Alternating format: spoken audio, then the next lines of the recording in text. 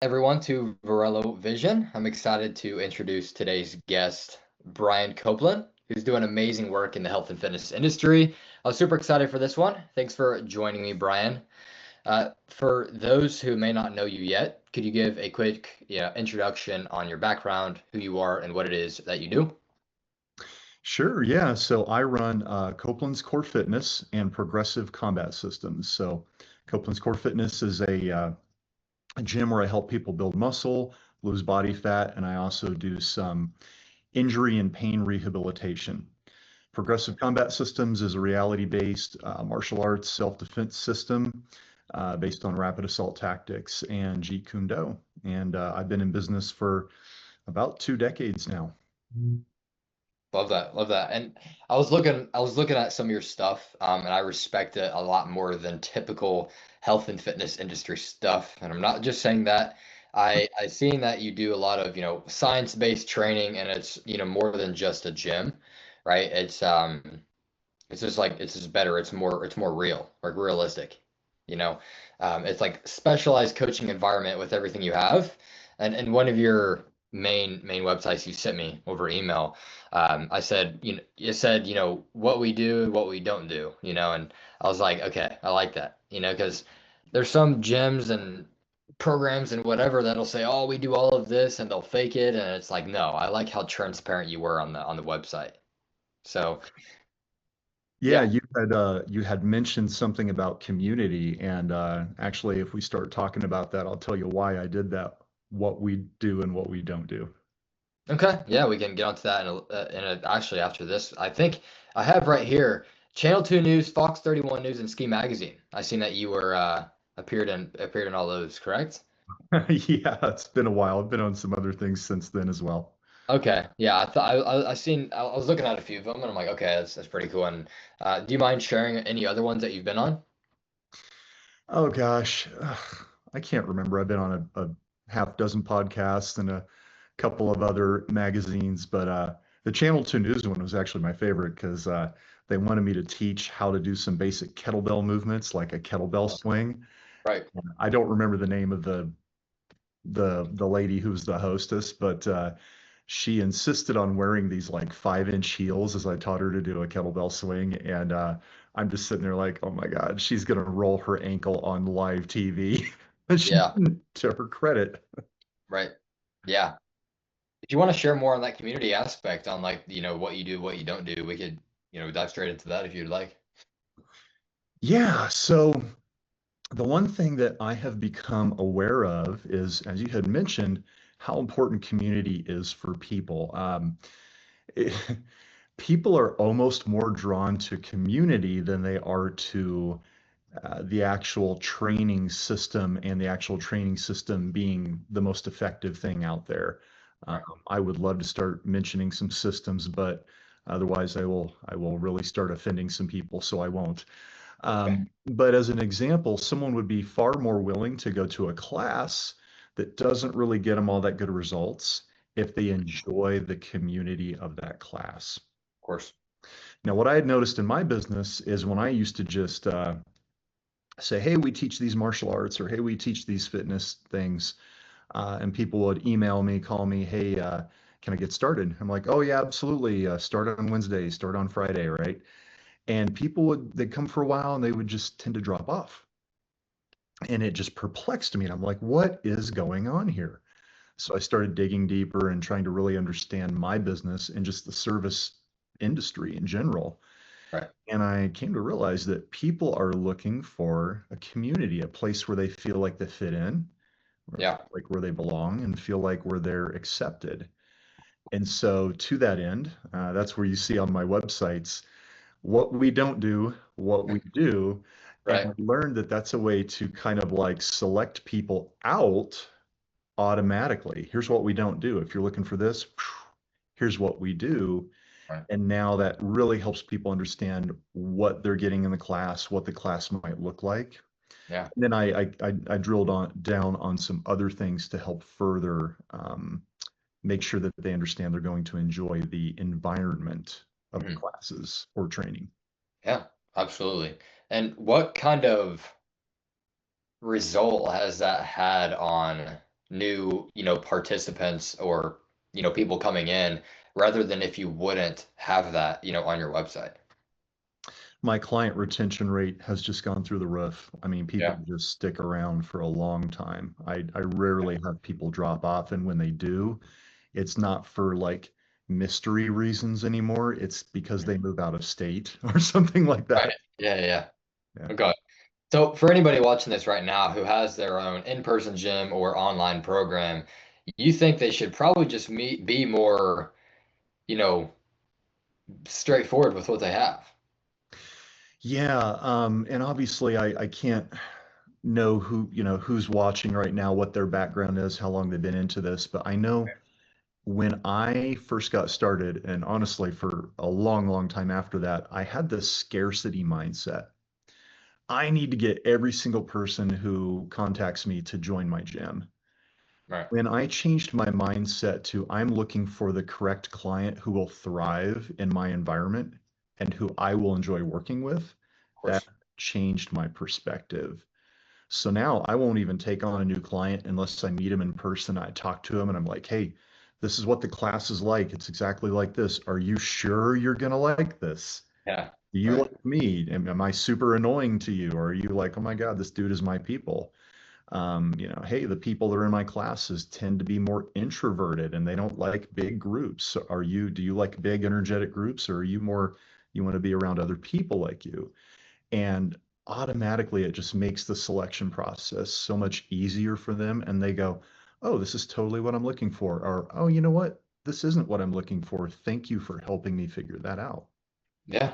Absolutely. I respect that a lot. And I feel like that's exactly what a person like me would want coming to somebody like you or your gym and being like, if nobody told me straight up what was inside, what I'm actually getting in, whether it's a package or in person or online, I want to know the full roundabout. I don't want to know bits and pieces of it. I want to know what you fully offer, how the environment is, because once people get in, if they don't like it, well, that could have been solved from the jump, right? So I love that. And what first drew you into this type of work, and like what big goals are you focused on right now with everything you're doing? What first drew me into this line of work, what made me want to do martial arts and fitness for a living?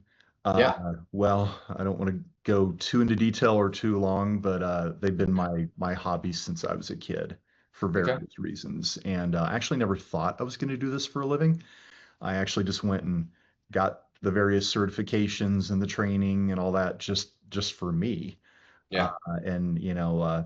little did I know that one day this big company that I was working for went under and I got laid off and I found myself without a job. Oh man. Had some soul searching, like what am I going to do? And Yeah. uh, full disclaimer, I believe that God brought me my business. Like I did not Yeah. expect it. I got contacted by a former friend, or I should say, coworker of mine, and she wanted to open a yoga studio. And she's like, "Hey, you want to go halvesies in with this, and you take half the hours, half the rent?" I'm like, "Sure." Month into it, she had like a nervous breakdown and moved out of the state and left me with the whole thing. Oh my gosh. I think I had one client. But anyway, that's how I got started in it. And then I think, what was your second question? Something about goals for the future? Yeah, in terms of right now or even, in the future, what are you kind of working on right now or what's some big goals for, your business at the moment? Yeah, that's a really good question, and I wish I had a really great answer for you. I'm not necessarily the best when it comes to being entrepreneurially minded, like, hey, I can do this and make Yeah. all this extra money. Yeah. But I definitely am looking at how can I improve my systems to Right. market better, sell better, improve client retention, improve the client experience. That Yeah. way, any clients that I get in just become these super loyal clients that just stick around forever. Yeah. Of course. Yeah, I think a lot of I mean, every business in general is looking for those, sort of things to improve their business. But throughout the process, people figure things out. Sometimes they don't, and it could either make or break the business. But if you find some certain things that will work 99% of the time, it's like, okay, why not do it? I want you to share a little more, and you don't have to go too into detail about it. But for anybody watching right now, who wants to get their, certificate for training or start their own training thing or own gym, what's the process kind of look like for that? Okay, that is a good question. If they are brand new and they're thinking about getting into this business, Yeah. they need to realize that they probably have a lot of new skills that they need to learn. Okay. Hopefully, they're bringing a lot of skills with them from past employment. I Right. actually was reflecting on this earlier today. Um, Make sure that everything you go through in life, whether it's a hardship, a job, a frustration, allow that to be a skill building opportunity. Okay. For instance, I just wrote a proposal to this company who's bringing me tons of business and income recently. Yeah. And I don't think they'd ever seen such a well-written proposal. I think they're used to seeing like messy nonsense. Yeah. That came from years of working in corporate America. Yeah. It came from years of creating like quick reference guides, both in corporate America and for my own business. And by the way, most of those, especially for my own business, I thought at the time were a complete waste of time because they were never utilized. Little did I know that was training in preparation for this future opportunity. Right. So, first things first, they obviously need to get some training and certification and education. I would be judicious about how much money you spend in certification and training. It is Mm. well worth it to invest in yourself, but you need to be shrewd about that. Right. Do you need like a degree in kinesiology to operate your own fitness business like me? No. Frankly, you don't even need a certification, All right. Of but you do want to be an expert. Uh, course. Next, understand that expertise takes time. Uh, Yeah. you can learn how to be a fitness professional and how to do certain exercises, but dealing with real life living people who have, ow, my shoulder hurts and I'm not in the mood to work hard today, and all kinds of other things that will come up. Mhm. Those soft skills, interpersonal relationships take time to build. Yeah. So a practice that I would recommend people implement is after every client, ask themselves, how did that go? What could I have done better? Yep. Next, realize that you probably, when you start out, are going to be every single employee in your company. You're going to be the marketing team, the sales team, human resources team, which I guess if you get turn yourself into human resources, you have other problems. You're going to be the accounting team, web design. I mean, you're going to be everything. So Right. be prepared to be a little overwhelmed, uh, Right. and walk into it one step at a time. Yeah. Cool. Yeah, that's what I was sort of thinking myself, but you added a few things on that I've never even thought of, right? And I have actually two in person, very close people of mine, friends that are wanting to do, whether it's their own gym or fitness training, certificate, just whatever like that. But I'm sure anybody watching right now could get some great insight from that as well, because I feel like a lot of people get into something and they think that it's just like whether they think it's either super easy or they think it's super hard. There's no in between, right? The people who think it's easy, it actually turns out to be a lot harder. And the people who think it's hard, it actually is a lot more easy, right? It's just kind of how it goes in business, especially. And I think with the health and fitness space, the people who think it's gonna be easy, they need to have a reality check because like you said at first, yeah, it's going to be overwhelming. You're going to be the sales, the marketing, the human resources if needed, the everything, right? At first until you can outsource and delegate tasks, and it's going to get overwhelming. But what I think my greatest takeaway from you was just slow down, focus, be an expert in your field, and don't try to rush through the process and ruin other people's lives essentially, right? Sure. Because right? Because I know you didn't say that directly, but in the back of my subconscious mind, when I think of rushing the process, especially in this field and industry, if you're spitting false knowledge and information and training to people who are dealing with physical, real life issues, it doesn't get them very far. Not only does that put a bad reputation on yourself and your business, but it kind of puts them in a rabbit hole that they don't know how to get out of, right? So I think for anybody watching this, let me know your guys' thoughts in the comments. But my takeaway was just slow down, trust the process, and realize it's going to be a little overwhelming at first, right? But that's with anything in life when you're first starting, right? Correct. Now, Brian, thank you for sharing that. But I know there's a lot of noise in every industry, right? But how would you say that you stand out? And like, what's your unique angle or belief that sets you apart from everyone else, aside from just being, totally transparent on your website? Great, great question. That would be the next thing that I was going to say that everyone needs to find is what is their niche? What is their unique selling proposition? So, for instance, are you going to target like postmenopausal women for fitness?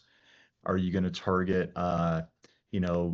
middle-aged, you know, divorced dads? And I know it sounds like really wild to like target down to that small of a niche, but you mentioned noise. Yeah. Imagine you're any individual out there and you're like, man, I just really want to get in shape. And you go on to the Google and you do a search and it's like, and there's all these different, first, the big box fitness chains are going to Yep. obviously rank highest. And then you're like, Right. I don't know about that. And you keep scrolling second, third page and you're looking for something that's going to stand out, right? Hmm. Well, search engines today are going to know your demographic, right or wrong. You're on the grid, Yep. Yep. and they're going to look for places that are near you. They're going to look for places that might have some keywords that fit with your demographic. So, why not create a niche that says, I work with men ages 40 to 50. I work with divorced uh, guys who are trying to get back in shape. I work with, postmenopausal women who are, you know what I mean? Whatever your niche Yep. is that you want to do. Yeah. And automatically you're going to stand out. Sure, did you just narrow the amount of people out there who are looking for your business? Yeah, but you know what you did? You put a big flashing neon sign around you that Hmm. says, come here, I'm exactly what you're looking for. Yeah. I like that. And I completely agree with you. Like when people talk about niching down, they need to actually niche down, not just find a niche, right? Yeah, And yeah. micro niching is, I think, important because if you can put a neon banner on your business, it's a lot better than having the same old blue, shiny blue one that everybody else has, as an example. But yeah, I completely agree. Because if you have just somebody searching gyms in the local area, it's like, okay, boom, a bunch of them pop up. But the search engine optimization goes into it a lot, and I know you mentioned that. And if there's certain things or keywords that they use, you're right there. Opposed to like some random like big gym. I'm not gonna name any, but you know what I mean. And it really niches down and narrows it down. Like you said, there's fewer people, but those are your people, Mm, right? So it's like we have this right here, but for everybody, but then this half of it is like for you specifically, right? And for somebody like yourself and your business who does that, but then also does it a little bit even more because what we don't do and what we actually do, right? And right. that's what really sets apart a lot, right? And that's what I would do as well, and I would I would advise anybody watching to do that as well. But let me know your guys' thoughts in the comments as well. Um, I'd love for you to share a story, whether this is somebody that you've worked with, like a client, a friend, family member, even a project or a moment where you saw a real breakthrough or result in your life or somebody else's life. Mm. Wow, that's a great question. I actually was telling this story just the other day to a new client. I have a former client of mine who actually now I actually pay her to teach some of my clients. When she first came to see me, she needed imminent knee surgery. She was not allowed to squat below like 90 degrees Oh my uh, gosh. of knee bend. Right. Um, couple other things going on health wise that I can't quite recall all of those.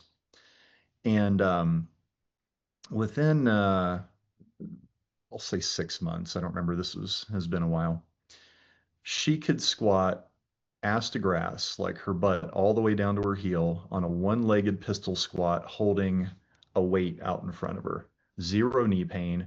Went back to the doctors. They're like, "Hey, that medical knee condition that you had is gone."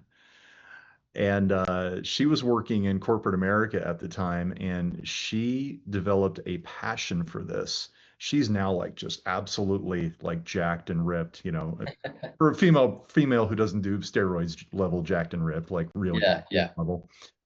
And she actually opened her own fitness business, and she's been in the fitness business now for over a decade. And Oh like man. I said, it opened up the opportunity for me, who I just got this really big contract. I can now go and pay her to teach, and she's making a ton of money.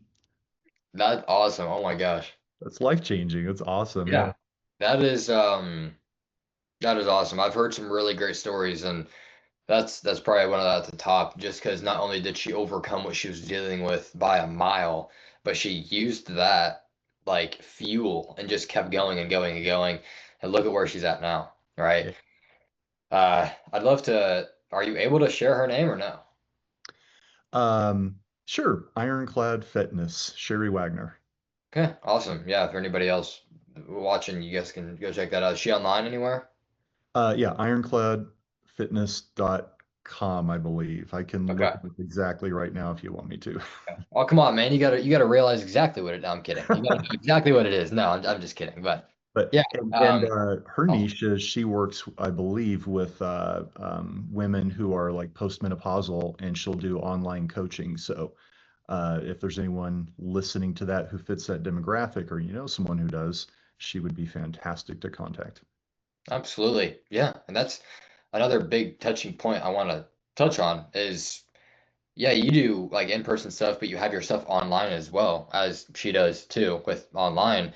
There's some people who can't do, in-person stuff, whether they're across the country or different part of the world.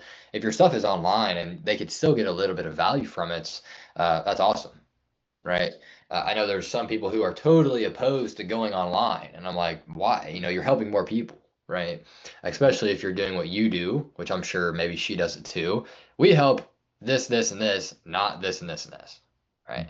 If you think we're gonna do this, well, sorry to break it to you, but we're doing this, and that just helps us with our, you know, your guys' client retention, but then also just the whole environment and vibe in general, right? Yeah, like imagine, for instance, if you have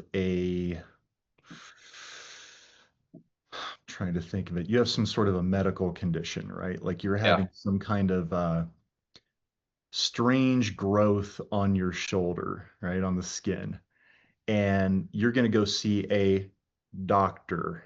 Hmm. Okay, cool. Wouldn't you rather go see a dermatologist? Wouldn't you rather go see a dermatologist that specializes in strange growths? Yeah. You know what I mean? Like you don't want to Yep. go see a dentist or an eye doctor or a general practitioner. You want to see someone who goes, "Hey, I deal with skin conditions every single day and I know exactly what that is." Yeah. And same thing, you need to go you have a tooth that hurts. You don't want to go see a doctor. Yep. So this having a niche really helps people find you exactly. Yeah, for sure. I agree. When I have certain issues or even when I'm looking for anything in general, it's like I don't want to just go to this. I want to go to like this that specializes in this so I get what I need when I need it, right? Mhm. Because yeah, if somebody has like a health issue right off the bat, they think, "Oh, let me see the doctor." But there's different doctors for that specific thing, right? Even if they don't call themselves a doctor, but they're a specialist in that field, which I would rather go to 10 times out of 10, right? Yeah. Looking ahead like 6 to 12 months, Brian, I know you shared a little bit of goals already. But aside from, like what did you mention, like sales, marketing, and just like kind of that side of the business, in terms of everything else, like what's the vision for the next 6 to 12 months? Like where do you want to take things next with the business? Oh, you're asking me about one of my biggest weaknesses, which is future planning. So I just actually, I'm in the middle of negotiating a contract with a company that will bring in a tremendous amount of income. So without getting into the details of that, my goal is to arrange a contract. So once again, if there's new fitness in business owner enthusiasts listening, at some point you're going to be negotiating contracts potentially for a lot of money. So that's something that you want to be thinking about. Well, these are skills to develop. But anyway, I'm looking to secure an income revenue stream for the next 2 years that will be very lucrative. And I am looking to backfill contract in to be able to train those classes so that I actually have more free time to work on my YouTube channel. Okay, awesome. So YouTube channel. That was my main takeaway, YouTube channel. Um, everybody, I'll put if you have, do you have your YouTube right now? Yeah, yeah, Okay. it's humble, but I've got some viewers. I've Okay. Yeah. And for anybody watching, I'll put the YouTube in the description if you guys want to go check it out, as well as everything else, um, website and all of that. So, okay, YouTube. I'll be excited to watch more content on there. That'll be awesome, right? So, it sounds like you've had an incredible journey so far from, total beginning to now and even in the middle. And, your goals, especially with saving more time and then also just, having more YouTube content, that'll be awesome, right? So, if you had like let's see, like a magic wand, right? Just to fix one thing in the business right now that's either holding you back or slowing you down to get there, what would that one thing be that the magic wand could fix? wow, what a question. I have learned in my life that that is almost always going to be something internal to myself. Right? An incorrect belief system that is holding me back from taking action into doing something that would benefit me. Um, what's the old saying? Fortune favors the bold, right? Hmm. Granted, we need to be smart. Don't just YOLO and go out and do stupid things and be like, I'm going to be successful. But the reality is, if you ask anyone who's successful at anything, it's just they became consistent. They stayed persistent to build that consistency. Um, that has been a great success for me in some areas. Right? In other areas, like I think about like the YouTube channel. Now, I don't really know what my aspirations are with the YouTube channel. I mostly use it to get visibility, to drive like people to contact me that are local into my doors so I can train real life people. But the question would be, is there a future for me having a profitable YouTube channel? And well, if I become consistent with releasing videos, even if I'm not getting that many views, if I stay persistent through that consistency, I will learn how to make them better and better and better. Yeah. And viewership will increase. And then I will see, is this something that I actually want to do? And if it is, then it's going to be all about just staying consistent once again. Of course. So it would be changing any limiting self beliefs I have, like, oh, people don't like my channel, I don't have enough views. Well, have you really been consistent long enough to say that that's true? Yeah, for sure. And anybody else watching, I'd love to hear your thoughts on that. But limiting beliefs is something that holds a lot of people back from not only making decisions, getting things done, but even after they make a decision to go all in on something, it's actually just to keep doing that thing, right? Because limiting beliefs can really just screw up a lot, not even just business, but with a lot of things, whether it's going to the gym, eating healthier, reading your Bible more, doing whatever it is, these limiting beliefs that get in the back of your head, they could really like, I don't know, I kind of look at them as almost like sometimes demons, it's like with certain thoughts, it sounds crazy, but certain intrusive thoughts or demotivators or certain limiting beliefs, it's like a something is just trying to pull you back from it. But what is that thing? You got to take it by the neck, you got to throw it away, right? Mhm. Instead of it taking you by the neck and controlling what you do with your life and your business and your mind, right? So that's awesome. So before we before we wrap up and everything, I like to do like a quick fire round with everybody I talk to. What's your favorite book or podcast? My favorite podcast. I flop around a little bit. I've recently discovered I've recently began listening to Diary of a CEO. I've been enjoying that, but for a long time I've really liked Modern Wisdom. Okay. Favorite book series right now is the Red Rising series. Man, am I hooked on that. What is that like about? It is a sci-fi kind of epic drama. It Okay. I actually heard about it from a couple of clients of mine, and I heard it on that Modern Wisdom podcast. And then Yeah. was actually doing a Duolingo lesson in Spanish, if anyone's familiar with that app. Mhm. And they have an interactive chat where you can chat with the AI bot, and the AI bot asked me what my favorite book was, and I told them that, and they started ask like they knew the characters and Yeah. started talking about him, and I'm like, okay, this book series must be pretty popular. Yeah. Okay. So then you just started reading that and you just love it. Yeah. Yeah. Okay. Yeah, that's just something I like to ask, not for only the viewers, but also myself, because I like to listen to podcasts here and there if I'm just, doing, free time or at the gym sometimes or driving, But I'm a big music guy. I like music. So I'm like, okay, podcast or music? Or do I want to sit down and read a book? But if I read a book, I would have to say like opening the Bible is like my favorite just because of the knowledge and wisdom it even gives you out of there. But yeah, that's awesome. Before we wrap up, once again, where can people follow your work, learn more, or connect with you? Progressivecombatsystems.com is my martial arts site.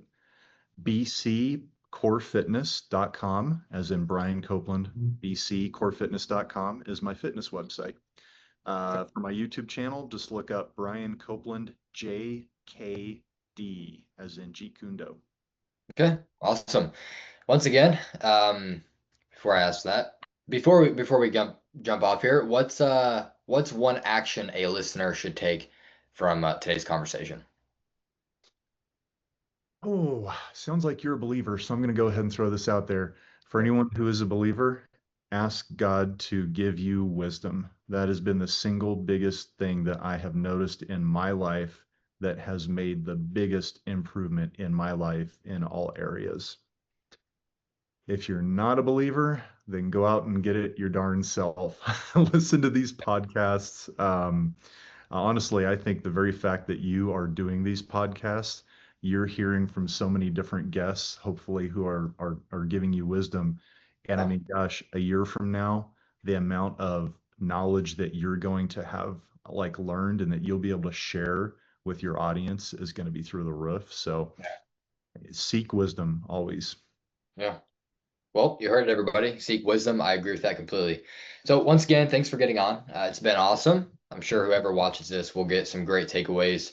I did a lot for sure. But for anyone else watching, we'll see you on the next episode of Vorello Vision.